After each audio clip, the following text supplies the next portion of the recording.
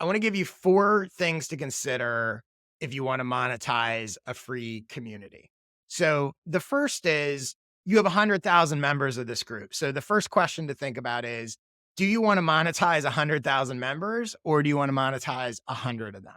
And what I mean by this is don't assume that going the higher number route will automatically generate more revenue because a lot of times a high end product aimed at a select portion of the group may perform better. So thinking through what that is and going, it's very different between going, I want to monetize as many people in this group as possible. And maybe that's selling ads that reach them. Maybe that's a low price product that reaches them versus going out of this 100,000 people in this group. I know there are 100 people that would buy my high end product or whatever it is. I want to go after that. I want to find 100 people that are going to pay me $10,000 as opposed to trying to get $10 out of 1,000 people or whatever it is, right? So that can inform your approach to monetization. The second thing to consider if you want to monetize a free community is you got to find who are the buyers within the group, right? So let's be honest, they're not all going to be buyers, right? And you want to figure out ways to surface likely buyers, speak to them, and get a sense of what they need.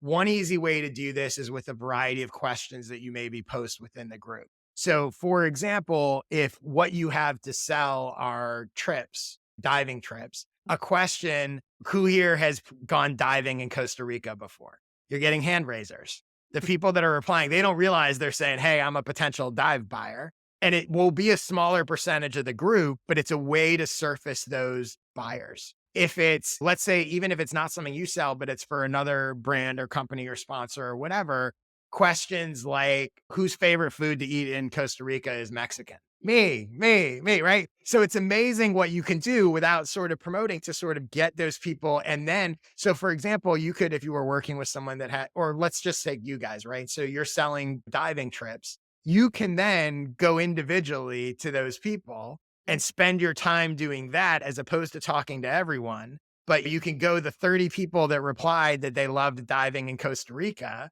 You can now spark in quote unquote individual conversations with them. What did you love about it? Have you ever gone here? What did you, et cetera? So you're surfacing likely buyers and investing your time there. The third thing you can do or should consider to do if you want to monetize a free community is think about who would want to reach the group's members. I know you've done this a little bit, but what brands or people or organizations would pay to get their attention and how much is that worth to them? And this doesn't have to be advertising within the group. It could be a variety of things, right? It could be referrals, could be affiliate fees. It could be maybe there's things that they want to know research wise, but it starts with, okay, we've got all these people in here. Who wants to reach them and what's it worth to them? You guys do dive trips. There's other people that do other specialized travel, hiking trips or whatever. There's a partnership. Hey guys, we have this group. We've done this to sell our dive trips. We can do the same thing for you if you want. We can do a question about who loves hiking in Costa Rica. And so there's getting creative and thinking about what you can do and other people in other niches that create other ways for you to monetize the group. And then fourth thing to consider if you want to monetize a free community, is there a premium group or community that could be created within the free group? So basically, is there a sub niche within the group that makes sense that members might want to pay to access? Maybe it's where higher level conversations or collaborations are happening. Maybe it's additional access to you or others. So you have this Costa Rica travel tips group.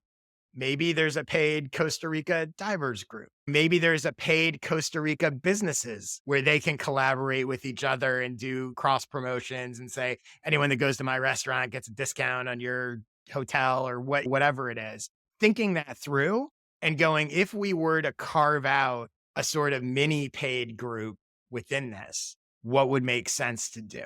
Because there's opportunities for that.